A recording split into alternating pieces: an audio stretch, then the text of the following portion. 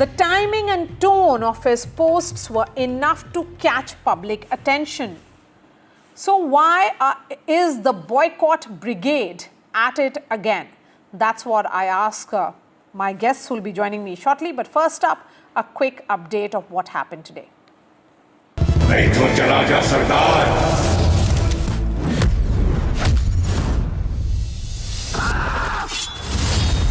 It was meant to be just another Punjabi comedy.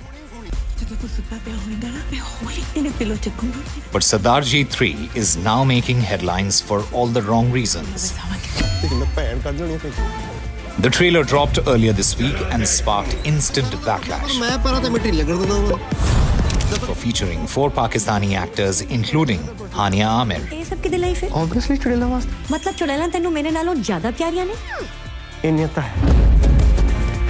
What followed? Outrage. The film is set for release overseas, including Pakistan, on 27th of June. The film's timing and casting go against a rule the film industry has set post the Pahalgam attack. No collaborations with Pakistani artists whatsoever. Singer Mika Singh was among the first to publicly call out Diljit Dosanjh and demand an apology.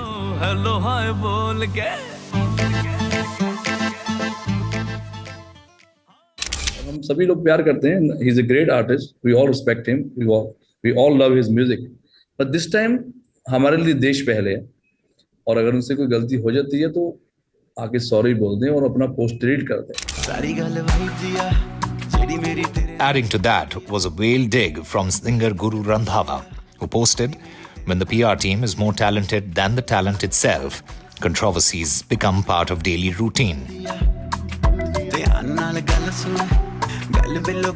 Mika Singh agreed and said the situation needs sensitivity and respect for soldiers. Taking the matter further, the Federation of Western India's cine employees has written to Sunny Deol and Imtiaz Ali, asking them to reconsider working with Diljit. He's cast in Border 2 and a musical biopic with Imtiaz due in 2026. Diljit, promoting the film in London, broke his silence on the controversy.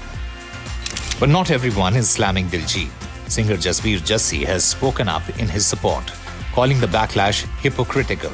He told NDTV, 80% गाने ਜਿਹੜੇ ਆਪਣੀ industry ਦੇ ਨੇ ਉਹ ਜਾਂ ਪਾਕਿਸਤਾਨ ਦੀਆਂ ਤਰਜ਼ਾਂ ਚੋਰੀ ਨੇ ਜਾਂ ਉਹਨਾਂ ਦੇ ਲਫ਼ਜ਼ ਚੋਰੀ ਨੇ ਜਾਂ ਉਹਨਾਂ ਦੇ ਪੂਰੇ ਗਾਣੇ ਹੀ ਚੋਰੀ ਨੇ ਸੋ ਦੋਹਰੇ ਮਾਪਦੰਡ ਕਿਉਂ ਫਿਰ ਜਾਂ ਤਾਂ ਪੂਰੇ ਗਾਣੇ ਬੰਦ ਕਰਾਓ ਇਦਾਂ ਨਹੀਂ ਕਿ ਤੁਸੀਂ ਕਿਸੇ ਵੀ ਇੱਕ ਆਰਟਿਸਟ ਨੂੰ ਲੈ ਕੇ ਤੇ ਉਹਦਾ ਵਿਰੋਧ ਕਰਨਾ ਸ਼ੁਰੂ ਕਰ ਦਿੱਤਾ.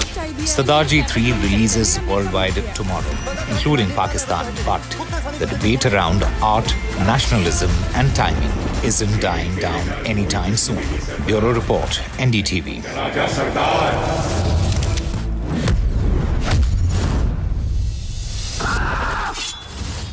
Shah Singh is a singer. He joins me. We also have Girish Wankade, film trade analyst. Is it about good business when you have controversy of this nature? Mr. Wankade. Not at all. This is going very sad now. The entire scenario is very derogatory, deteriorating. It is not good for anybody's career. And when the controversy especially goes with the patriotism, with the goodwill of the people, with the fan following, where there is a simple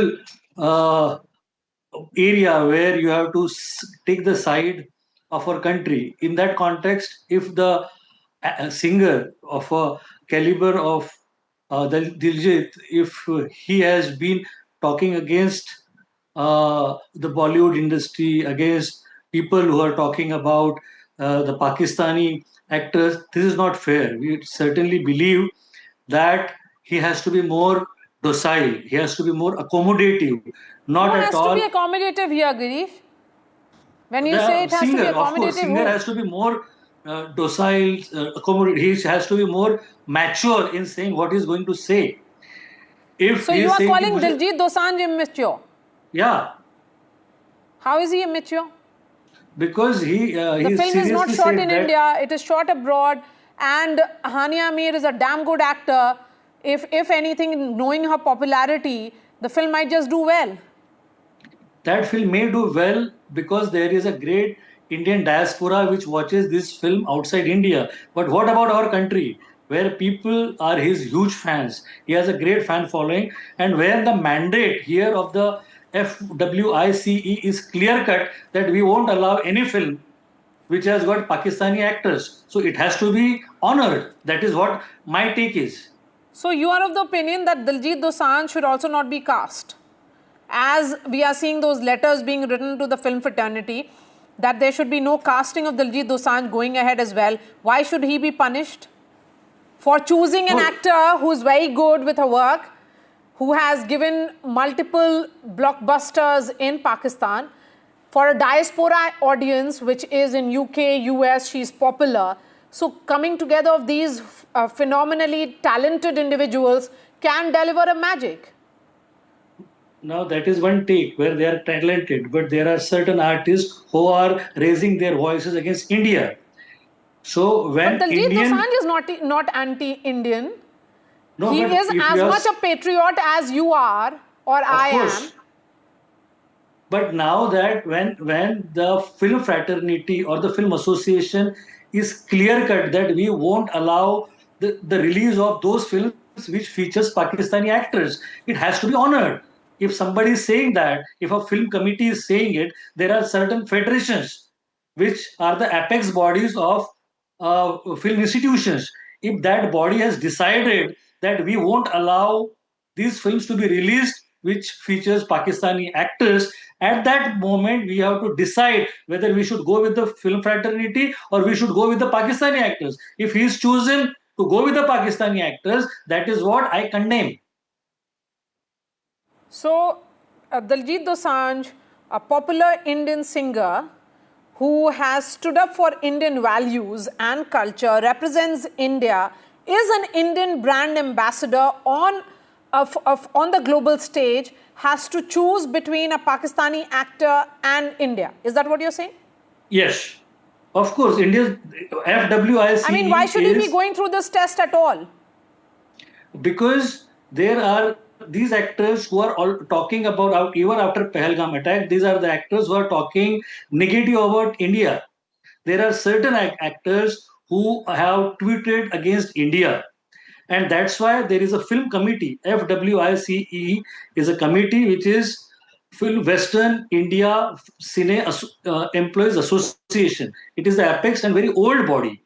The chairperson of this body has given a mandate, an embargo, that anybody who is talking against India, especially Pakistani actors, we won't allow their screening of those films. Okay, So let me bring in ultimately, Gurashish as well. Gurashish, how do you look at this entire controversy? You're a singer yourself.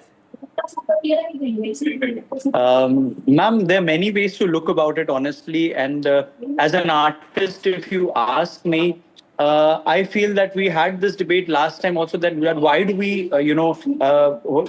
combine art with politics? So if anything has happened earlier, and I truly mourn with the losses of the people, and how it all started from Pahalgam attacks, and that's how one thing led to the other. But this is not the thing that led to it. So, we must realize that this is not a pile-up of the things that led to the war, and neither would this. But condemning this would definitely lead to more unpeace. So, Gurashish, do you think the film fraternity is reacting too much, overreacting, if that word may be used here? Their reaction to say that Diljit has, violated the sanctity of, and is anti-national. He should be undergoing through, going through this test of nationalism. Is that all fair to ask? Ma'am, even I would just say that when he was making the movie, I'm sure that scenario was in peace at that time. So definitely he must have not anticipated all of this, because he is not a fortune teller, or he's not someone who can predict the future of our countries, right? Yes. So I think that, condemning this right now is just being in the past. So, being in present would be to take this in a regulated manner, And I would say the government knows it very well how to regulate things, be it alcohol, be it any explicit movies, be it anything. So any prone areas where there are histories of Hindu Muslim riots or anywhere, they can regulate this movie. But that would be my take on this. Okay, so there are a number of singers who are of the opinion that this act of casting a Pakistani actor in Hania Amir is actually anti-national move by Diljit Dosanjh. Well, ma'am, as I said, is it anti-national to feature Pakistani actors, Pakistani talent? Ma'am, I think this is emotion speaking, and I certainly value emotions. That all of this, what has happened, and as I said, that I really mourn for everything that has been happening and that our world is seeing. But again, this is not that thing which is leading to it. So I would be there and sit right there and present right now. That let's talk about this present moment, and let's not involve and complicate things unnecessarily. Especially when it comes to art, because art is a form of entertainment, So if people are going to see a movie and believe, okay, you're seeing an actor or actress, oh, she's a Pakistani, oh my God, Pakistan. And then, what is the point of art, which is to carry you away from your, distress, your thoughts, which you have been indulged in into the whole day. So, it won't take you to a newer dimension where you are at peace, you would feel entertained anymore. Point taken, if we talk about this in this way. Thank you so much for joining us, Girish and Gurashish, on The Last Word. Shifting focus to our second topic on the show tonight. Luxury labels have a long history of borrowing from India, quote unquote, borrowing. Sometimes they have called it a source of inspiration, and at other times not even bothering with that excuse. Over time, we have seen a clear pattern emerge. Indian fashion is either branded as something exotic, spiritual or earthy, or it's simply repurposed under a Western label with no trace of its actual roots. The latest in this entire controversy is that of humble Kolhapuri chappals. Everybody would have worn it at some stage. First the report, and then we ask on the show tonight, is this appropriation or is this appreciation? Let's watch this report. Italian fashion powerhouse Prada has sparked outrage after featuring leather flat sandals unmistakably similar to Kolhapuri chappals in its Milan runway show priced at Rs 1.2 lakh. India's iconic heritage went global, but without a shout-out to its roots. Netizens have slammed it as cultural theft, and others see it as Indian artisans gaining global recognition. Speaking legally, experts feel an infringement case may not hold in court. Prada company ने हमसे किसी भी प्रकार का कोई संपर्क किया नहीं है। इस बारे में हम कंपनी से संपर्क करके और हमारा जो भी लीगल एडवाइज़र से सलाह लेकर के उसके ऊपर में किस ढंग से काम किया जाए, क्या कार्रवाई कर सकते हैं, इस बारे में हम विचार कर रहे हैं। While legally a case may not be airtight, the ethical breach is harder to ignore. The question is, what did Prada showcase? Did it showcase Kolhapuris or did it showcase sandals? Prada has taken a view that these are sandals and flat sandals. Right. So there was no misrepresentation, Okay. according to me. Right. So legally it may be very difficult to claim a geographical indication or a breach of that in this case. Okay. A passing of action may be yes. Kolhapuri chappals date back to the 12th century and earned a geographical indication tag in 2019. Handcrafted by artisan communities in Maharashtra, they carry deep cultural and historical value. From a social justice lens, some believe the controversy could bring long overdue recognition and better prices for cobblers and craftspeople. Prada company ने ramp walk के लिए जिस तरह से कोल्हापुरी चप्पल को बहुत ही अच्छी तरह से वहाँ जो कुछ प्रशंसा हुई है, बहुत ही अच्छी तरह से उसके लिए हम लोग जो क्लस्टर बना रहे हैं, इस प्राडा कंपनी के कारण भी जो हमारा लेदर का जो कुछ इंडस्ट्री है उसके लिए ये बहुत फायदेमंद होगा। खाली कोल्हापुर ब्रांड चप्पल का मुद्दा नहीं है, इसमें बहुत बड़ा स्कोप है। जो चप्पल है, पर्सेस है, जो हम लोग हमारे बहुत सारे उद्योग है जिससे ये जुड़ा हुआ है, तो मेरे ख्याल से इसका जब हमने ब्रांडिंग किया तो उसकी प्राइस हम भी बढ़ा सकते हैं। The row has also caught the attention of Bollywood stars. Actor Sonakshi Sinha weighed in, calling out the price tag while rooting for local artisans. I'd rather buy 1.2 lakh Kolhapuris in India, right? Yeah. Like as Indians, you feel very, very proud, which is great. But of course, the price points are a bit ridiculous. Prada's Kolhapuri imitation has morphed into a national debate, blending heritage pride and government efforts to empower the craftsmen. While legal action remains uncertain, the question now is, will this controversy spark meaningful collaboration or remain just another luxury spectacle? Only time will tell. With Bureau Report, this is Radhika Raaswami for NDTV. Indian heritage has become a mood board reference for designer labels, but rarely with due credit. So the question is, do international fashion labels take Indian craft for granted? They remix, rebrand and repackage traditional Indian design, presenting it as their own, with zero mention of its origins. The same design sensibilities, the same textile legacy, and often the same embroidery techniques are served on a fancier platter. The latest example is that of Prada. So we ask on the show tonight, can Indian artisans legally stop brands like Prada? Can this be taken up legally? Can the government challenge it? Why did Prada call its leather sandals, in fact they called it leather sandals and not mention Kolhapur, the place from where these Kolhapuris actually originate? Does Prada's unacknowledged use violate the GI tag? Remember, the Kolhapuri chappals got GI tag in 2019. Can Indian artisans claim compensation? Why not? We ask that.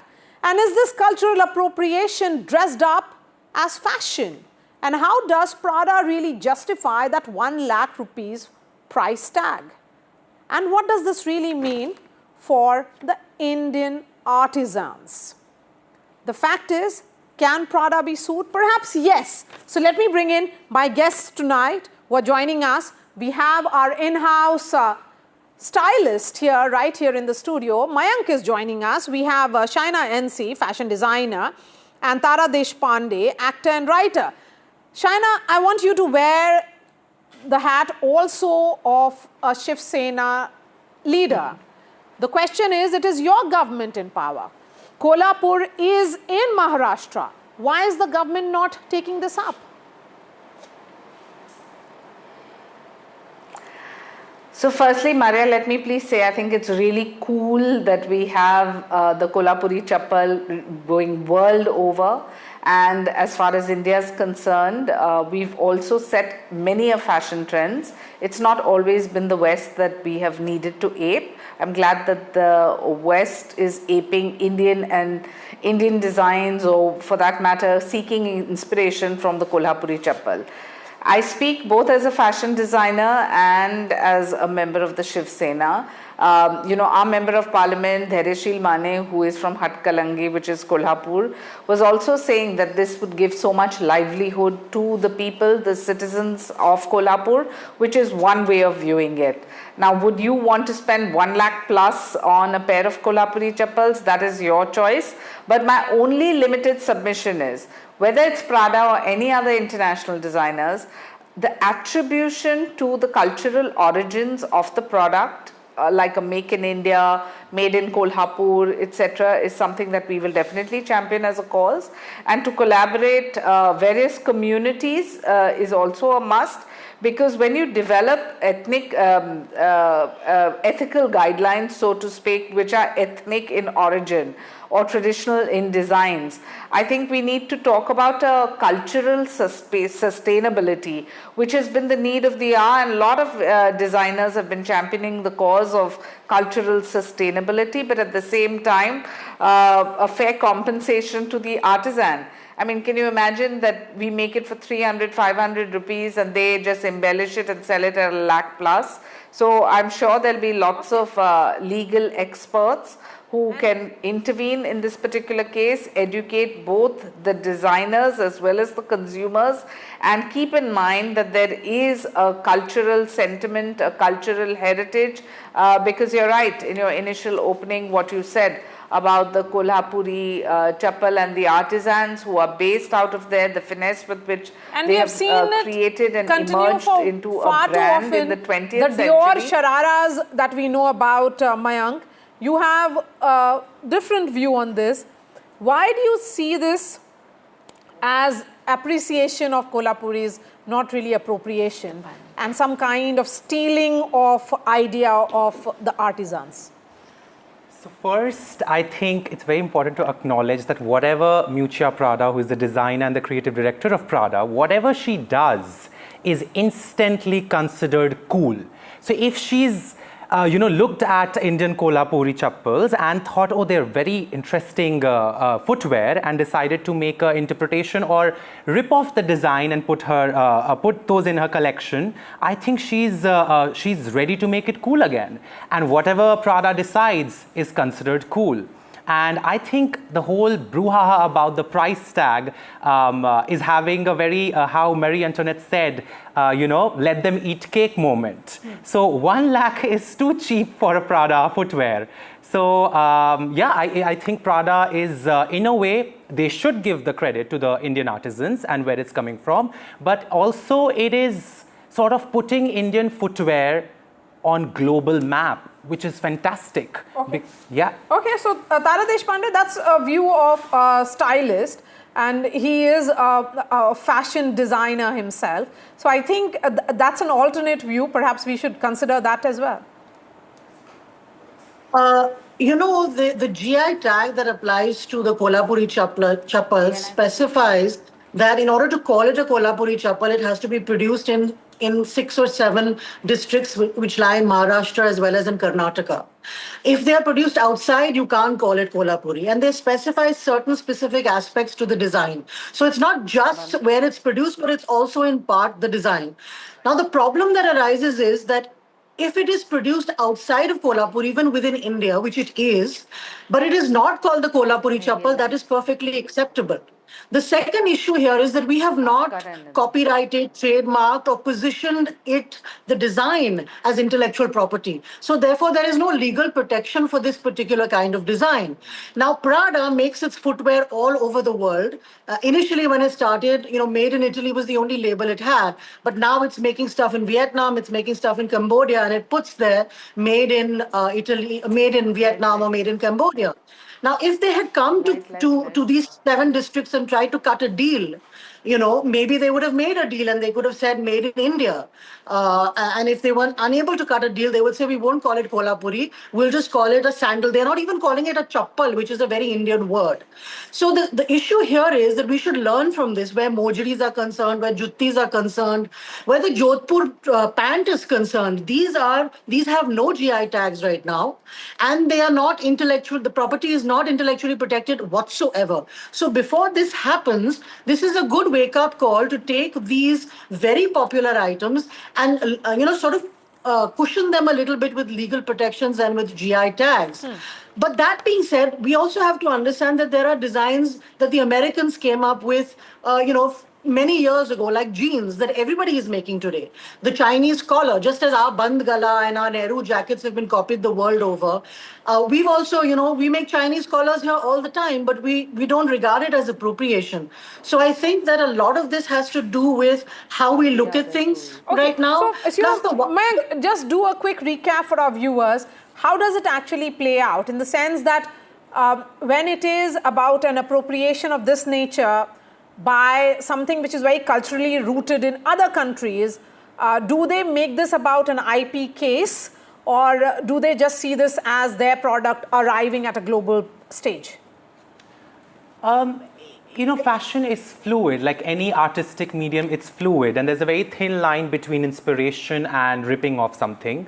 And we, Indian designers have, we've been constantly inspired by European fashion or American fashion or Italian fashion.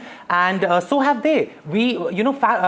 It's very fluid. Chanel did this beautiful show back in 2011 where Karl Lagerfeld was there, called this Paris-Bombay collection. It was, I think, the most beautiful representation of the East meets West. I think we have to look at it in a way, yes, respect the artisans, respect the craft and the craft community, give them the credit, but also what a brilliant cocktail of two cultures coming together, two style statements coming together.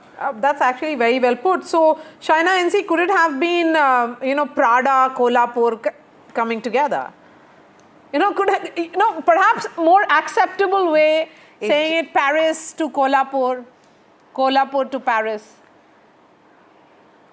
So I think, Marya, that happens is with a couple of ways. Firstly, if we educate the designers, obviously the consumer will also be educated and the cultural heritage that we all talk about comes out.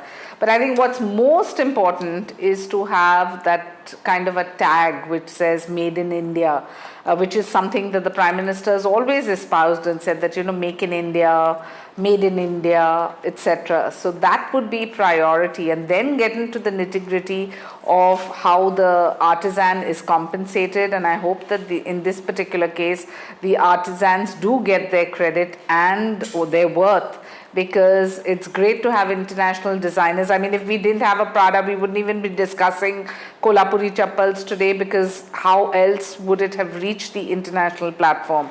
And as I said in my opening, I'm glad that the West seeks inspiration from the East, and India particularly, as we set the besides trends seeking world inspiration, over, especially in the this credit particular has to be case given as well, Shaina.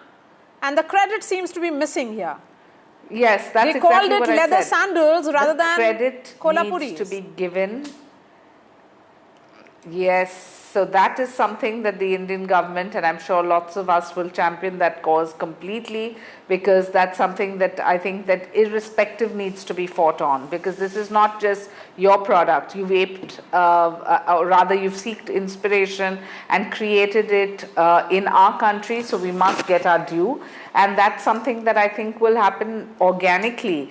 But how cool is it to see Kolhapuri chappals all over the world? How cool is it to see yoga all over the world? How cool is it to see India shining all over the world? That's the biggest takeaway. Okay, Tara Deshpande, do you think we have to move beyond, emotional reaction to a situation such as this and make it more legal, make it about artisans and fighting for the artisans?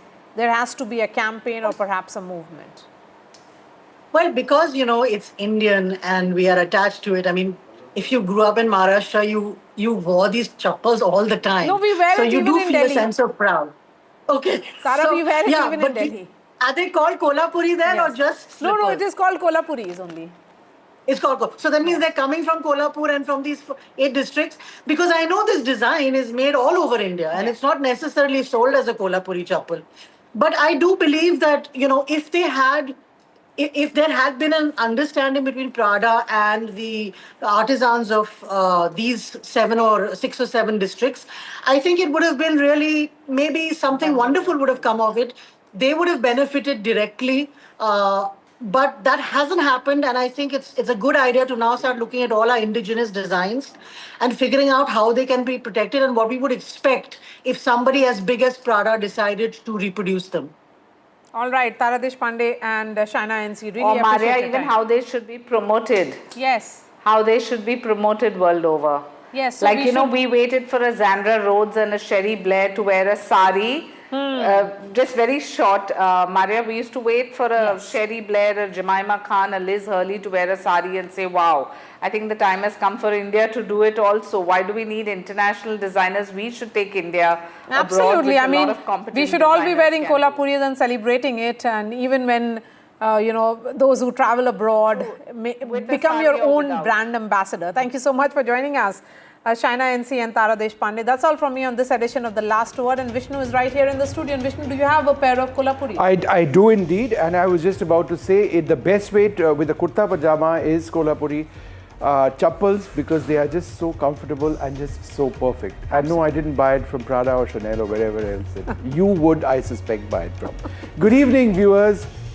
Welcome to Left, Right and Centre. I'm Vishnu Shom on the program today. It is an exciting day for those enthusiasts on the Indian space program. I'm one of them, and I must admit the choice of topic for me was quite easy. That's because we've got Shubhanshu Shukla, India's astronaut, up in the space station. That's him over there. That's him over there as well. And that's just great news, isn't it? Because we've got our space ambitions. We've got so much to hope for. We've got Gaganyaan, our own crewed mission that comes up in 2028. But today was a great moment when the four from the Crew Dragon craft finally emerged after it docked with the International Space Station. Shubhanshu Shukla is going to be there for 14 days with the rest of his crew. The experience that he gains will be invaluable. He will, of course, be telling other members of the Gaganyaan team what that's going to be all about. Now, he may not be flying on that Gaganyaan mission, chances are he won't, but it's a great occasion for an Indian. Remember, it's been 41 years since we've had an Indian on a space station. The last one, Rakesh Sharma, on the Soviet space station, Mir, 41 years back. So absolutely incredible. What we can do is give you this story on the incredible developments today.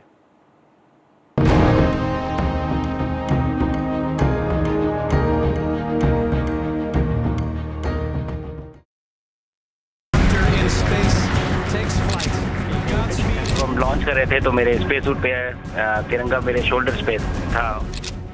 Floating into the space station, stepping into history and legend. Air Force pilot Shubhanshu Shukla wrote a historic new chapter in the country's space exploration story, as he became the first Indian to float into the International Space Station. Gleaming with big smiles, Shubhanshu and his team of 4 astronauts entered the space station at about 6 p.m. Indian time after a 28-hour journey into space.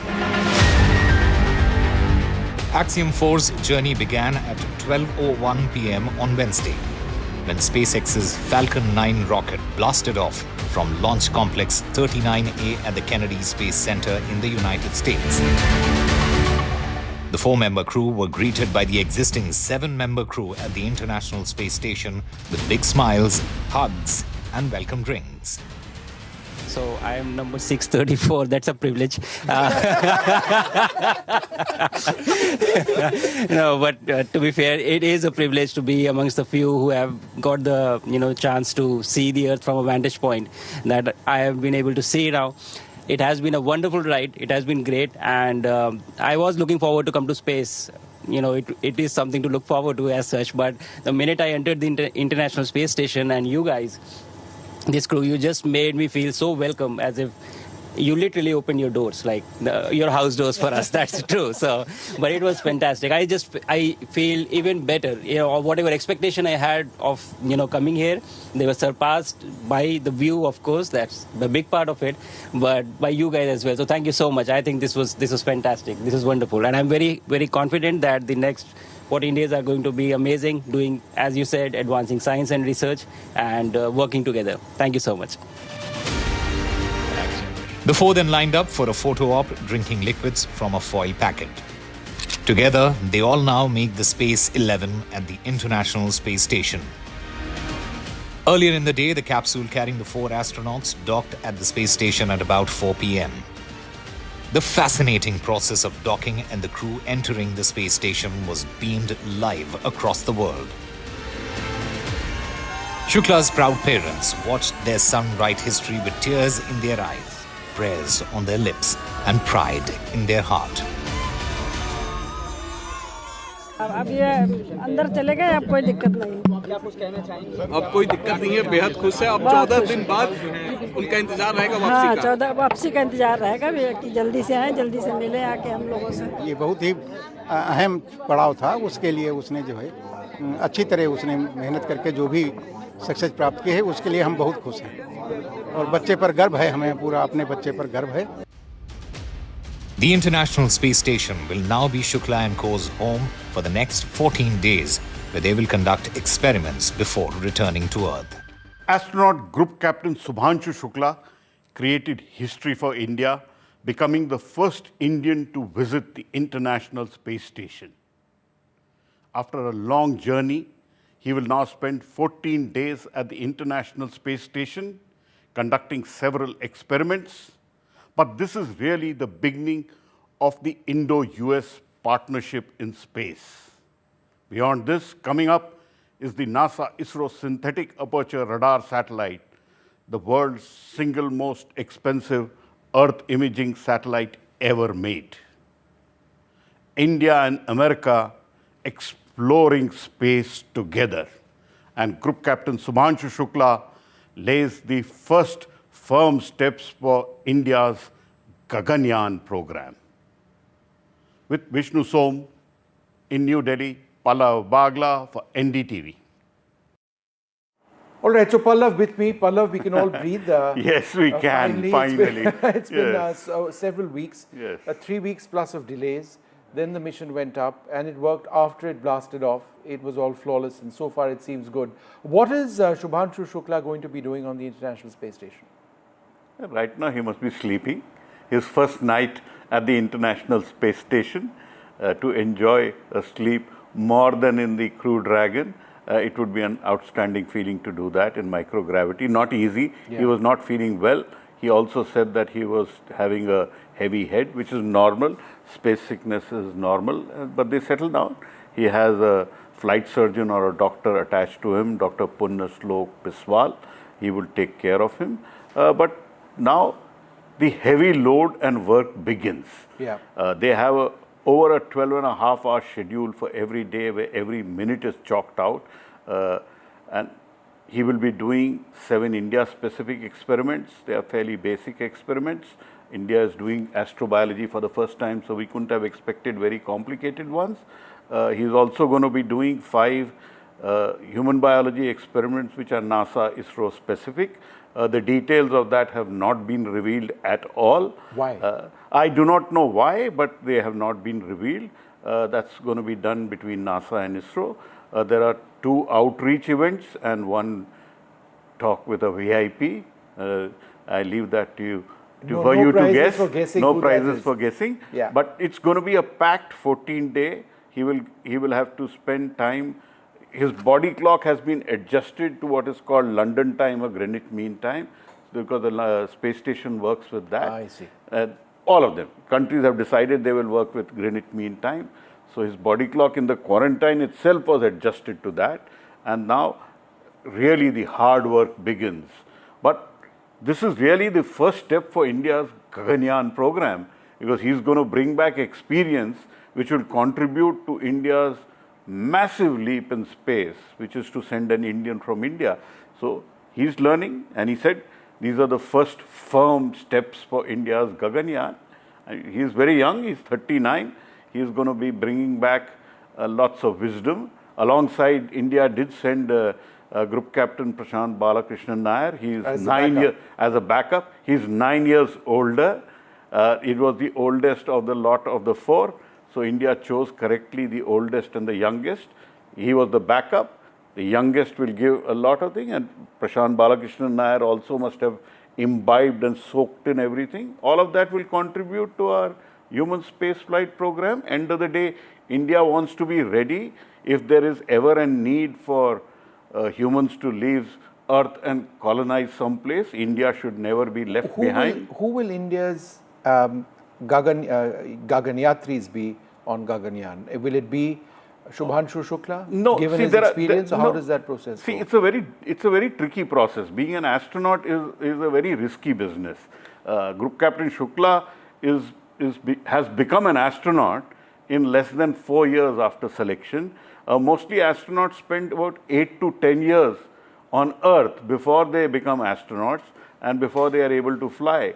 So within a year of getting his wings, he has become an astronaut. So on the Gaganyaan program, it could be one of these 4. It has to be one of these 4 because they have been trained, they are test pilots. All countries, whenever they do first-time vehicle, they send test pilots because they have the skills of navigating and managing issues if they happen. So it will be one of them. It could be any, it could be Angad, it could be Krish, it could be Prashant Balakrishnan Nair, it could be Group Captain Shukla, who could be, I'm sure at that time when we choose, it would be the right person. It's just basic question. Gaganyaan first mission, is it just one astronaut? Right now, what India has said, the capsule which is being developed for Gaganyaan can carry up to 3 astronauts. So India has said we'll send up to 3 astronauts for up to 1 week. That is the plan. But my own instinct is it could be 1 or 2, and it could be well for 3 days.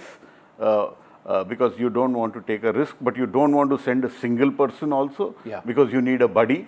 So it could be 1 or 2, because the more people you have in the experimental vehicle, the higher the risk, but you need also a buddy. So this is just the beginning. Gaganyaan, as of now, the plan is in 2027 to have the first human space flight from Sriharikota, and then the plan is to have another crewed flight. And then the Bharatiya Antariksh Station is likely to come up, so there will be to and fro traffic, and then Indian on the moon. See, when Wing Commander Rakesh Sharma went up, it was a one-off mission. So Group Captain Ravish Malhotra never got a chance, whereas right now there are 4 candidates.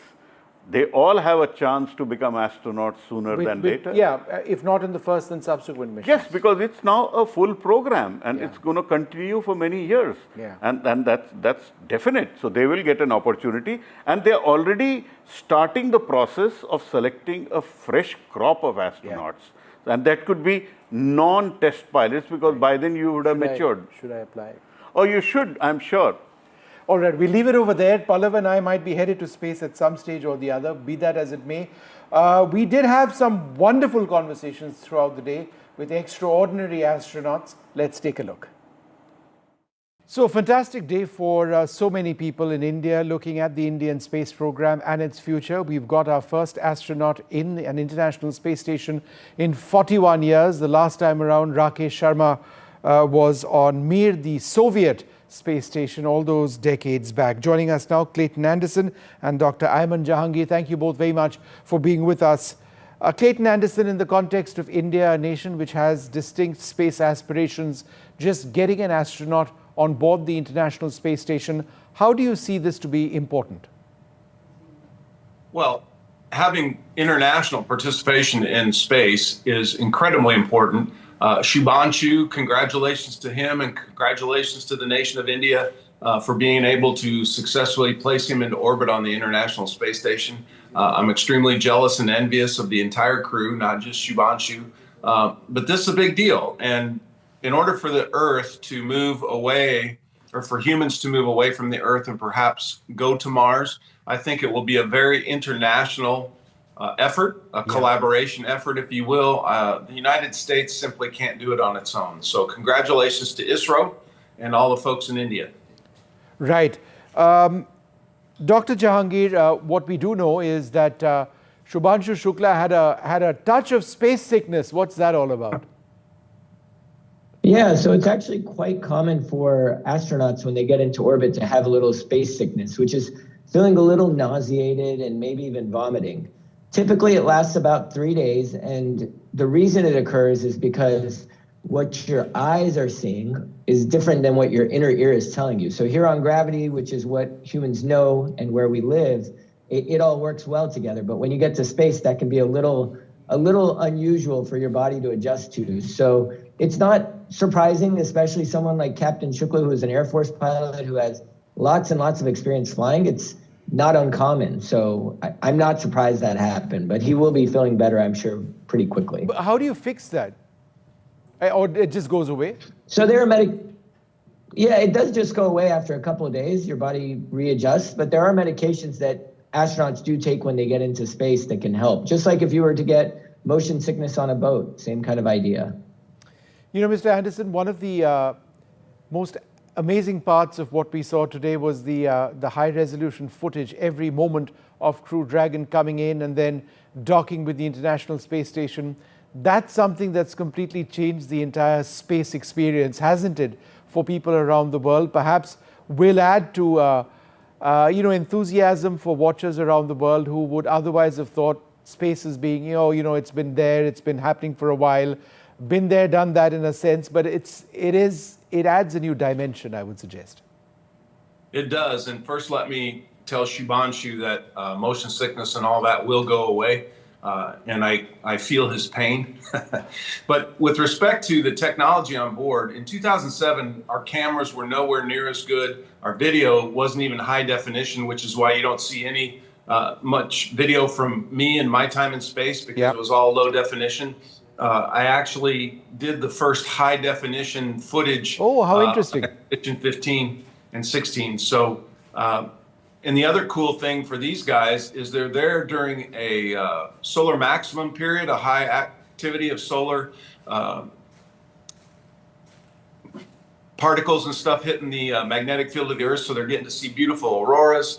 They get to capture them with high definition video. They're taking pictures with cameras with much better lenses, with much higher pixels in the camera. I mean, it's very cool, and people do respond to that. It's bringing it home to the people of India, to the people of the United States. That's how you get support for your space program. That's how you're able to move forward and do more things.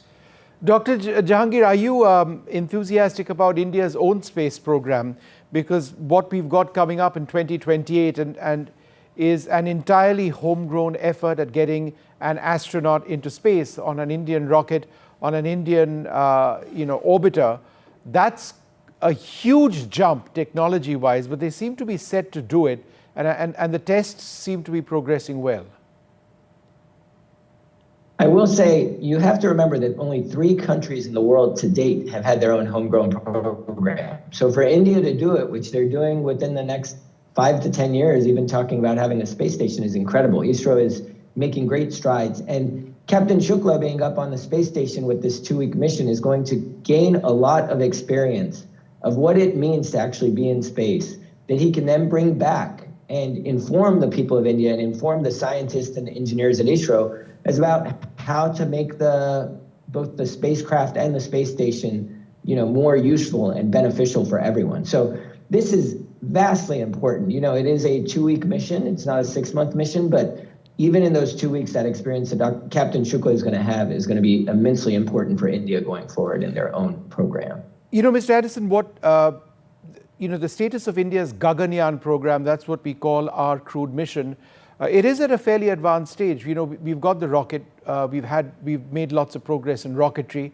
It'll be a variation of the GSLV rocket. We've already done one pad abort test. They want to do another test at a higher altitude, and they are working at habitability of the capsule itself. And then they've got ambitions for a space station in 2035. And they seem to be getting there. Is there almost a sense of disbelief among people who you speak to that, is India really doing this? And are they doing this at the cost at which they claim to be doing this? Because it's extremely expensive, besides being extremely difficult. Well, Astro Clay talks about the 3 Ds of spaceflight, right? It's dangerous, it's difficult, and it costs dollars. And those are always something we need to keep in mind. Being safe, doing this safely is important. We've done it before. We did it back in the 60s in America. We're doing it again now, but we're doing it with better technology, which hopefully makes all of this safer for everyone. I would caution ISRO to just move forward slowly, carefully, smartly, and do the tests that are required to prove that it's going to be safe.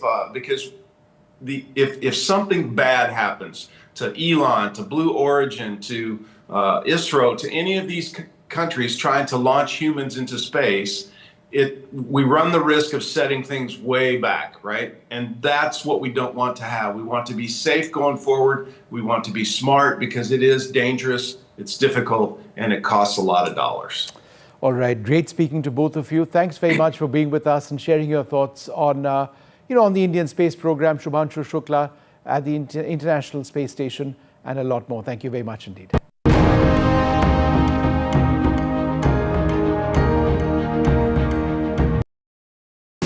I've been reporting on all issues, big and small, from Andhra Pradesh,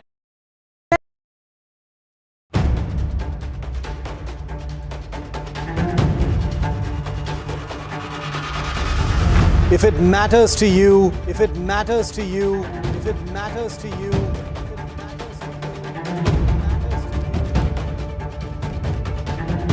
it matters to India. It matters to India. It matters to India. And it matters to me. And it matters to me.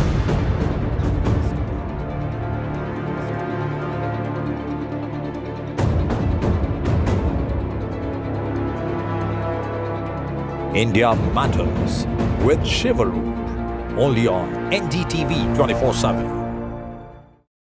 In today's interconnected world, India's voice is more crucial than ever. When India speaks, the world listens. At NDTV World, we are that voice, bringing you intelligent and insightful news from India and beyond. From geopolitics and diplomacy to economic shifts, migrations, tech disruptions, and the stories of our diaspora. We cover the news that shapes our global future. NDTV World, your new home for global news, is here.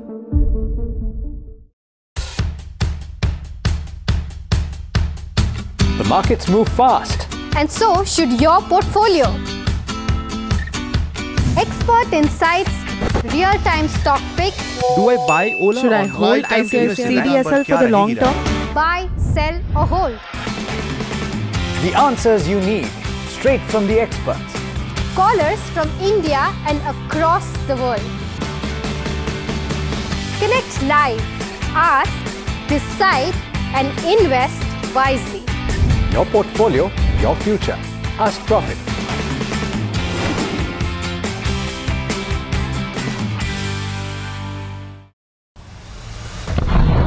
There have been 4 alerts which have been sounded off here. In fact, what we can confirm is that one missile did hit a residential building in Beersheba. As I speak,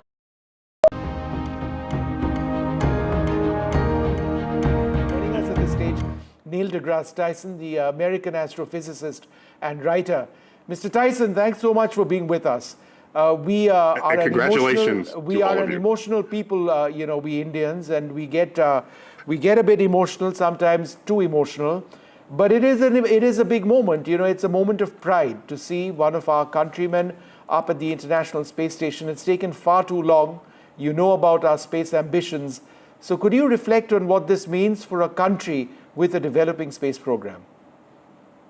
Yeah, I can tell you without hesitation that an astronaut representing a country, upon returning to the country, is a hero. Let's just put it out there. They're a hero.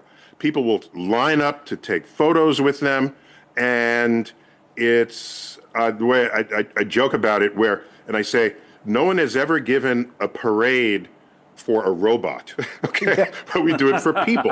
When one of our own does something heroic, is on an adventure, and comes back to talk about it, that's important. And so another way to think about this, we should all look forward to the day where this is no longer interesting because it's happening so often. And when you reach that point, then you can truly declare yourselves to be a spacefaring nation, where it's just, I got another mission going up this week. Cool. We'll find out when they get back, what they've been up to. And I want to say something quick about these images we've been seeing. Yep. I just want to remind you, everyone in that scene is weightless. Yep. So they could have had fun and had one of them completely upside down, alternating, and they would feel no different. So they all lined up just for the camera. I just want you to know that. Yeah. There is no up or down when you are weightless in orbit around the Earth. You know, I think it's people around the world would have seen images and videos like this for so many years, and the quality of the video just keeps getting better. But I think, Mr. Tyson, the point which I'd like you to reflect on is the fact that there's nothing ordinary or easy or simple about human beings being in space, right? It is incredibly difficult. It was in the 60s, and it is now. Yeah, so I cannot overstate the fact that at the end of the day, yes, it is rocket science. And the number of scientists and engineers and administrators and way back in there, the funding streams, all of this has to work. And when it doesn't work, it puts lives at risk. And so, fortunately, we've had many steps tested and retested, which has reduced the risk, but the risk is not zero. And astronauts have died, not only on the launch pad, but in space. And so, yes, we should never take any of this for granted. And there's the saying that we say in the United States, maybe other countries say it too. We say Godspeed to the astronauts. And, the very word goodbye came from a time that's a contraction of God be with you when you left the city walls. And it was very dangerous moving between the cities. So you looked for divine protection where it was most dangerous. Well, when our first astronaut, John Glenn, was in space, 1962, the headline was Godspeed, John Glenn. A dangerous thing to be traveling that fast on an adventure hardly tested by anyone. And so, yes, this emotion is still with us when we see our astronaut heroes take these voyages. Dr. Neil, this is Pallav Bagla from the NDTV office. Welcome to the broadcast. There were many Godspeed moments for this mission. While they were still on the ground, there were several delays. And when astronaut Peggy Whitson came into the International Space Station, she spoke about the long quarantine. We had several issues. And then as the mission was lifting up, we also had two anxious moments with a fiber in the hatch and then the wind file not uploading. What do you have to say for that? These were very anxious moments for this particular mission, and a 30-day quarantine? Is that the longest you've ever heard of? Maybe, but I mean, they're all professional. Remember that. So, and I'd rather, delay the mission than take the risk of not having it ever succeed. So we can be frustrated. What's the delay? Wait, fix the delay. No, take your time fixing the delay, because I don't want to raise the risk of harm that is already inherent in the entire operation. So yes, I think you were very close to this mission, and every little step. Every mission has little things that go wrong. Fortunately, much of the system, and thanks to engineers, have redundancies built in, so that if something goes wrong, there's a backup. Or if this goes wrong, we'll do without that for now, and maybe for the rest of the mission, we'll just compensate in other ways. So well-designed, risky missions will always have these backup scenarios, always in the interest of protecting human life. Dr. Neil, in November, we complete 25 years of continuous human presence at the International Space Station. How exciting is that? And one more follow-up question for you. In 25 years, we've invested billions of dollars of taxpayer money on the International Space Station. Which is 1, 2, or 3 blockbuster research which has emerged from the space station?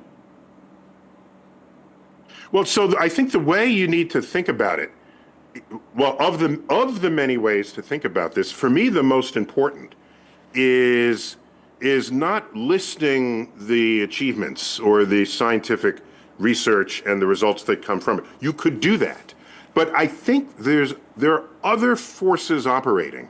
For example, just the national pride of each country that has an astronaut represented on the space station. If I read correctly, each of the Polish astronaut, the Hungarian astronaut, and of course the Indian astronaut is their first time to the space station. And this is very important in the countries for which they are represented. And what I'm getting at is, that space exploration and launches and landings and space stations requires fluency in science, technology, engineering, and math, the STEM fields. If you're a kid wanting to know what should I do when I grow up, and you see this happening in space, it is a force of inspiration that rivals a force of nature unto itself, driving interest in the STEM fields. And the STEM fields are the engines of the future growth economies of the world. So an impact can be measured by other ways beyond just a checklist of activities that have been conducted. You can try to measure the force it has on a culture and on civilization. And I'll tell you this as well, that it's the STEM fields that stand the greatest chance of lifting a nation out of poverty, because this is where economies are born. This is where high-tech industries, quality jobs arrive. And when I think of space, I see it as a force of inspiration, not as a checklist to see what did you accomplish today. Dr. Neil, India has a program going up to 2040 for which the government has invested a huge amount of money, which is to land an Indian on the moon by 2040. So the roadmap is quite clear for India. For you, sitting from your perch, that India will soon have its own human space program, an Indian space station, and land an Indian on the moon, and be a developed country by 2047. Does that sound good and exciting to you? It's always good to have the goals. When President Kennedy said, we will land a man on the moon before the decade is out, we felt that we said, we don't want to make a liar out of him. Let's go ahead and do this. And by the way, I want to add to what you said. So it's not just an Indian space station and an Indian landing on the moon. You hinted at it, but I want to drive home. Part of that goal is that it's completely top to bottom Indian-produced technologies. And so it's no longer a commercial venture from another country. It wouldn't be SpaceX or NASA.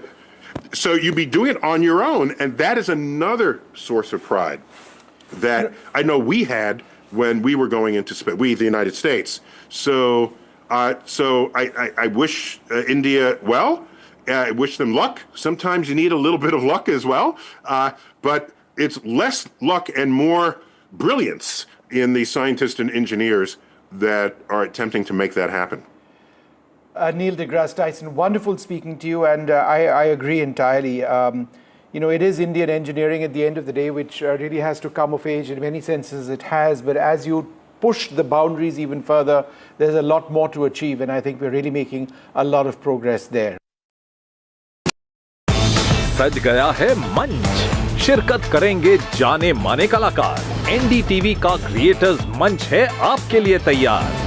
शामिल होंगे legendary writer Javed Akhtar, अपनी कविताओं से युवाओं के दिलों पर राज करने वाले कवि कुमार विश्वास, समय से परे की फिल्म बनाने वाले डायरेक्टर इम्तियाज अली और best selling writer Chetan Bhagat. यहाँ फन और एंटरटेनमेंट मिलेगा, साहित्य से नई रचनाएं, नई सोच, नया मंच। NDTV लाया है आपके लिए क्रिएटर्स मंच। आप भी जुड़ें NDTV नेटवर्क पर।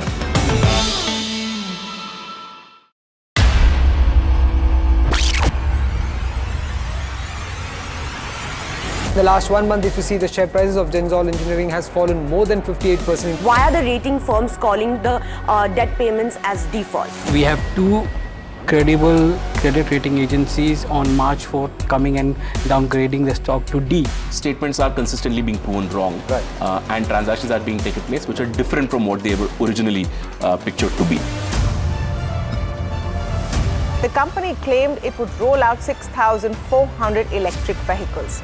But what it has rolled out is a shocking scam. Funds meant for the project were funneled allegedly back to the promoters, the Junkie brothers. What did the money buy? Not EVs, of course, but a lavish flat in Gurgaon's luxurious DLF Carmelias.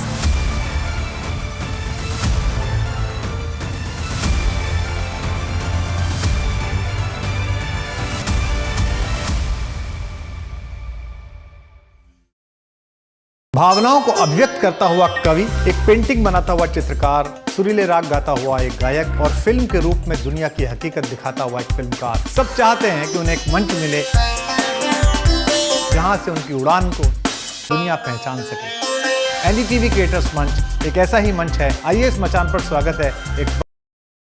West Asia, it appears, might be coming to an end, but it appears that the ceasefire between Israel and Iran is extremely tenuous and the overall terms of the agreement are still unclear.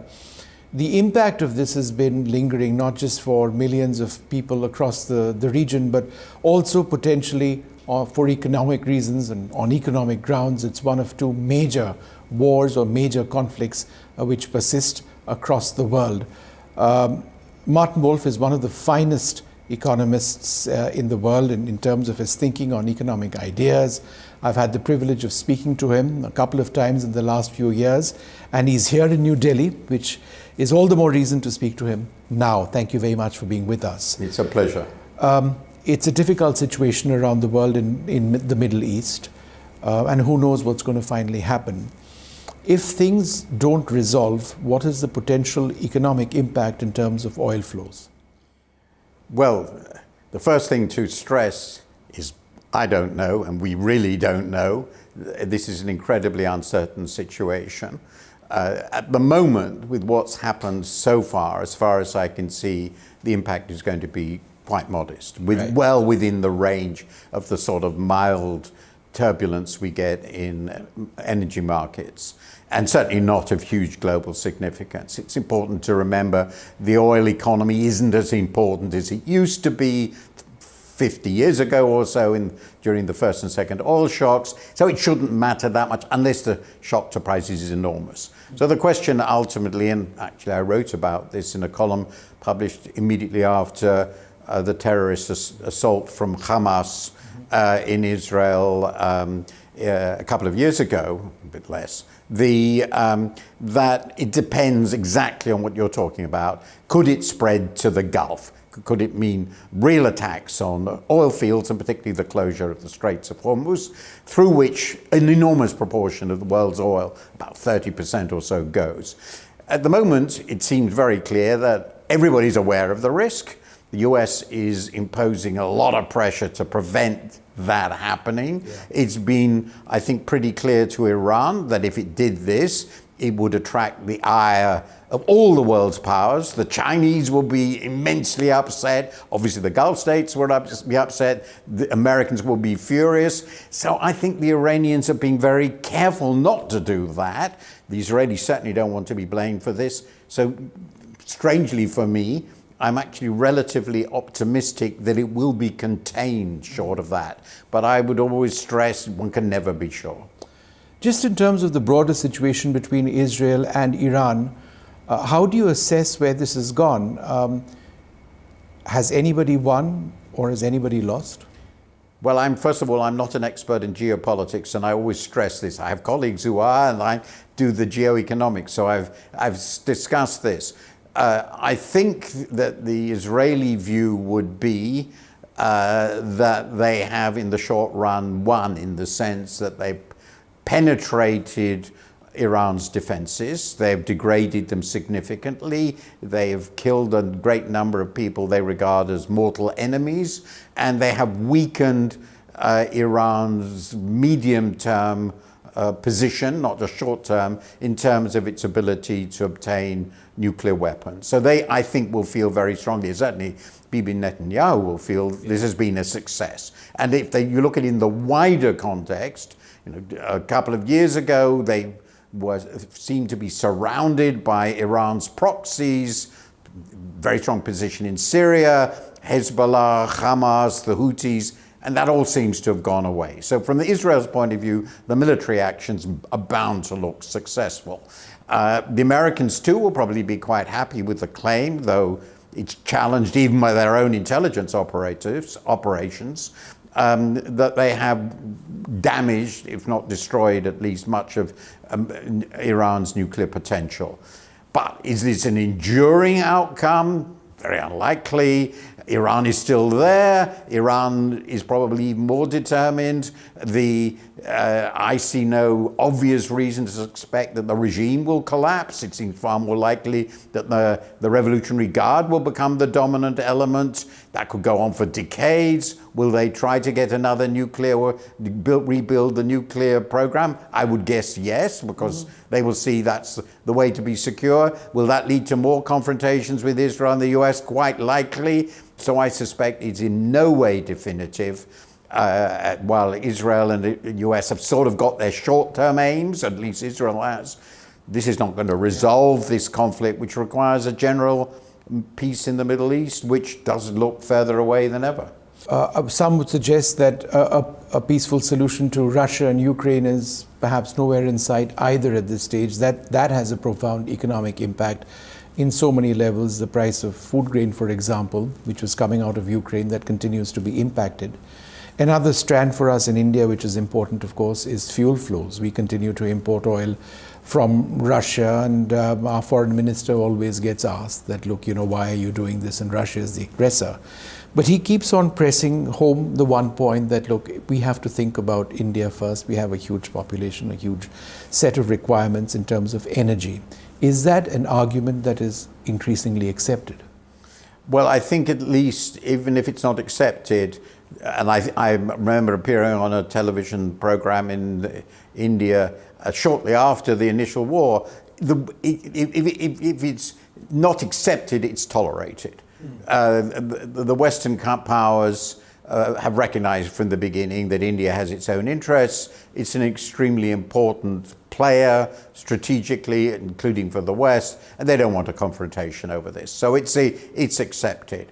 And this is even more obvious now when the US and the Europeans are really, to some degree, at loggerheads. The US doesn't have any clear strategy towards the resolution of this war. Trump's boast that he would settle it within the first day is obviously proven, as we expected, to be absurd. I don't know what they're trying to do there. The Europeans want to sustain Ukraine. Will that work? How will the war resolve itself? We don't know the answers to any of these questions. So India can, I think, be perfectly comfortable pursuing the policy it is. But my suspicion is that the war will continue without a resolution. Russia isn't going to win in the sense of collapsing Ukraine completely. At the same time, Ukraine has no chance of defeating Russia. How could it? It's just a horrible running sore and a tragedy for the people of Ukraine. But I think it looks to me as though, as it were, the geopolitical significance, the points you made, isn't going to get any worse. I can't see why it was. Now, the terrible truth about the world that we live in is we can live with ongoing wars in which lots of people are killed because we can live with them. And that's increasingly what both these conflicts look like to me, though the Iran-Israel one is more sensitive because the oil flows are more sensitive. So the outcome is, it seems to be just another of these ongoing conflicts, which we tend not to think about very much. Look at Sudan. No, I know. It's a huge problem over there. I wanted to ask you a little bit about trade equations between America and the rest of the world. Obviously, there's a great deal of pressure. America is dealing with different countries. Some would suggest in different ways. There's this particular equation with China and talks in one direction. Talks with India as well. Do you believe that there will be a comprehensive India-US trade deal which would potentially resolve some of the concerns which primarily America seems to have? Well, first of all, I think the American trade policy that is now being pursued is ludicrous, intellectually insupportable, and it will not achieve the result it wants, which is a massive reduction in all its external deficits, both bilateral and overall, because that's an intellectual error. It's not due to trade policy, it's due to macroeconomic imbalances, which I've discussed in recent columns. And Mr. Trump simply doesn't get this. It is in some fundamental way, this trade policy will fail to achieve its objectives, and it's certainly not going to reindustrialize America. It might increase employment in manufacturing in America by a couple of percentage points. It will still continue to decline. So it's really nonsense. And one must add, it's completely illegal under the World Trade Organization rules, so it's behaving like a rogue power. Now, given that, and India must deal with the realities, it does seem to me more likely that they will reach a good deal with India than pretty well anywhere else, except they've got a pretty good deal with the UK. That's true. And that Mr. Trump takes these things very personally. He rather likes the UK. He likes the UK royal family. He's a bit snobbish about that. And he obviously likes Mr. Modi and regards India as a friendly country. And he would like to reach a deal. And the Americans don't, at least at the moment, really worry about Indian competition and competitiveness. They don't think of India as anything like China. And of course, 10 years from now, I've said this before, 10 or 20 years from now, they may, if India is successful, view it very differently. But now they look at it favorably. So I assume there will be a deal. I have no idea what sort of deal it will be, but I imagine it will be an agreement which allows relatively liberal trade on both sides, creates some opportunities for India vis-a-vis other countries, because clearly the barriers to exports from China will be higher. That will be very friendly. Maybe even the barriers to Vietnam will be higher. So this could be an important opportunity for India. But I should qualify, there's a history here. Mr. Trump has reached deals before.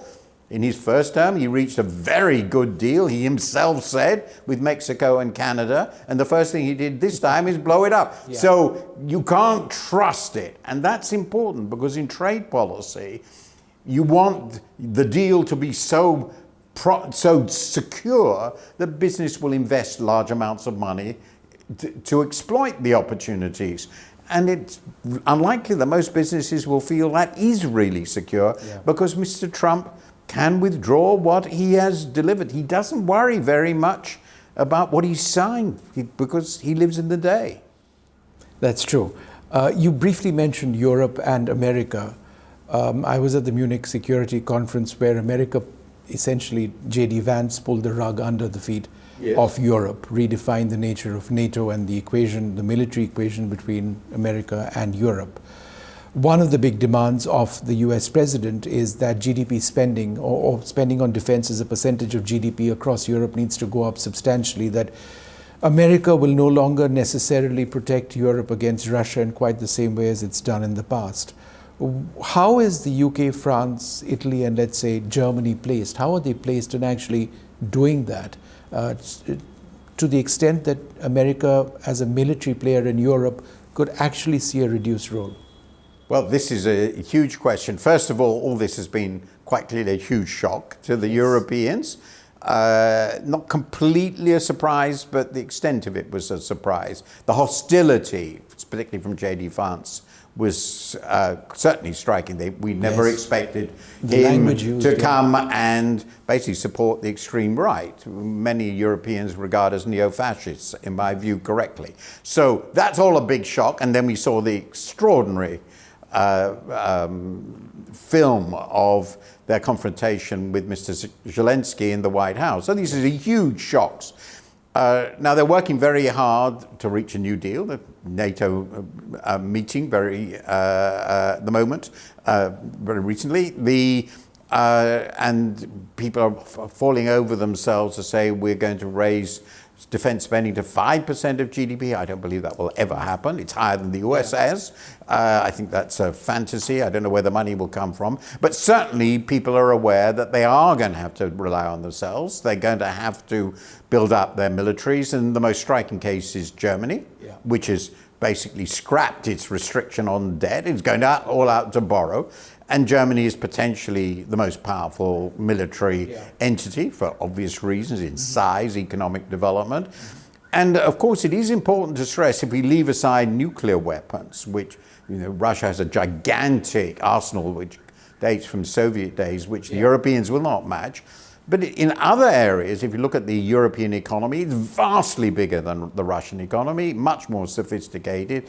It should really be quite comfortable to match the conventional weaponry of Russia. If you look that Ukraine can hold the Russian army and it's killed vast numbers of Russians, I think the Europeans can feel plausibly confident that as long as the nuclear umbrella survives, and that's the key thing from America, the conventional forces can be balanced perfectly well by the Europeans in a few years. Sure.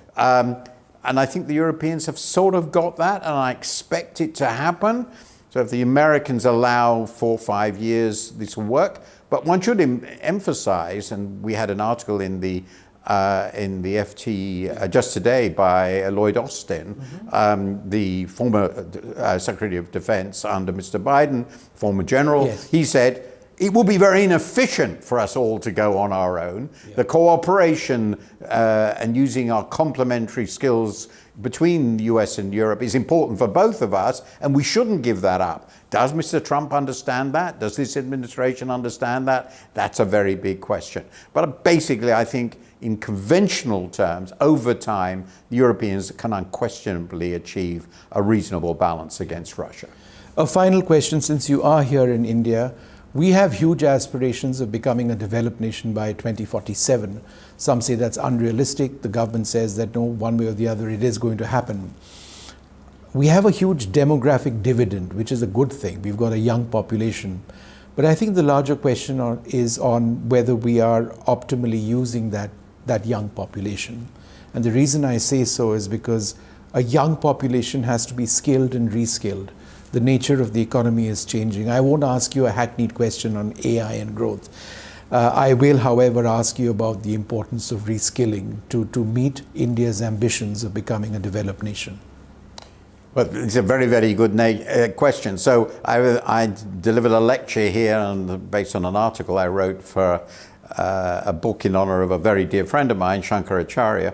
So so my answer to this, I do think it is plausible, nothing is certain, that by 1947 India will be a great power by any definition. 2047. 2047, sorry. What did I say? 1947. Sorry, I apologize.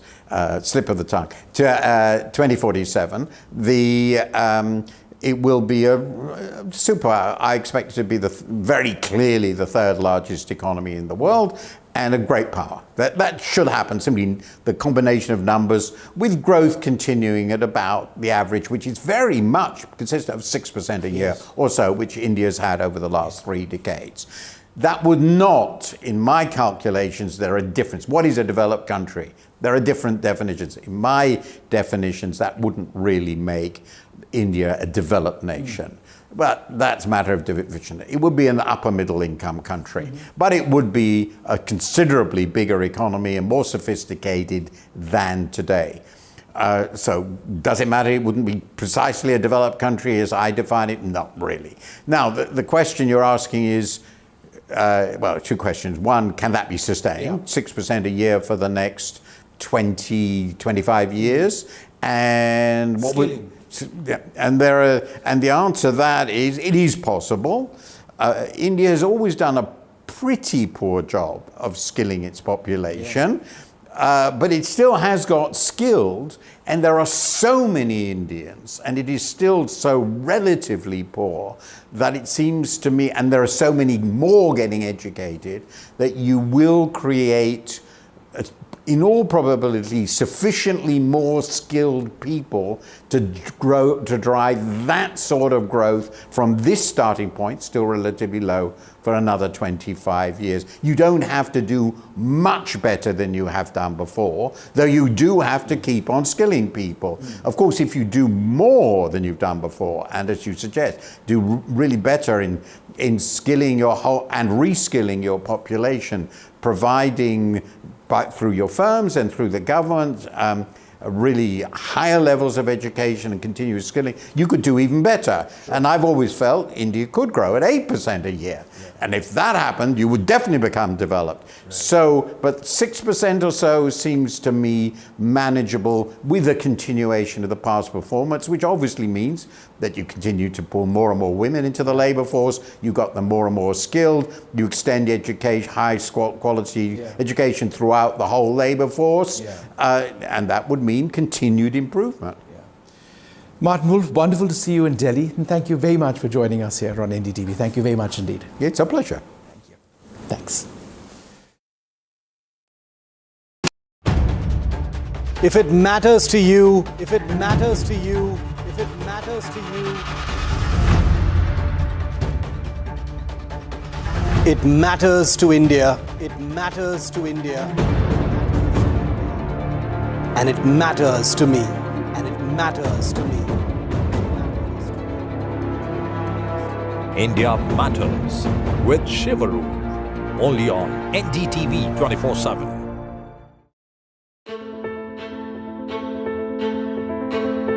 News is not just headlines, it is what impacts you. And news should never be mistaken for noise. What matters is the reality. Accurate, in-depth, and with the right perspective. For over 20 years, I have been a journalist, and never has clarity mattered more than now. At Newsnight, we go beyond the surface. We dissect the details, challenge the narratives, and bring you the unparalleled clarity you deserve in a world clouded by misinformation. We are bold, we are direct. Newsnight, for the news in your interest. Only on NDTV 24/7. Is your business future ready? Join the 13-week strategic ESG certification program for business sustainability and growth for CXO and business leaders by NDTV, Terry and Zenora. Master global ESG frameworks, gain real-world tools, and lead with impact. Starts July 13th. Enroll now and power your business with sustainability. Do you really know the company you invest in? What is the real picture behind presentations and claims? Is the outlook as rosy as the company claims? Know Your Company, powered by NDTV Profit Research, shines a light on the biggest stock market movers.